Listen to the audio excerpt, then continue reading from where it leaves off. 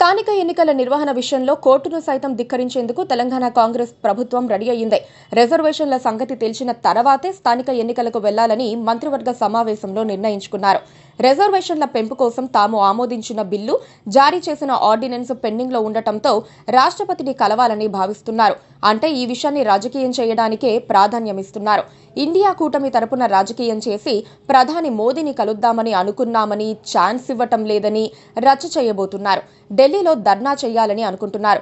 అసలు స్థానిక ఎన్నికలను వివాదాల్లోకి నెట్టి స్థానిక ఎన్నికలను వాయిదా వేసి ఏం చేద్దామనుకుంటున్నారో కానీ ఓటమి భయంతోనే వాయిదా వేయాలన్న ఉద్దేశంతోనే రచ్చ చేస్తున్నారు.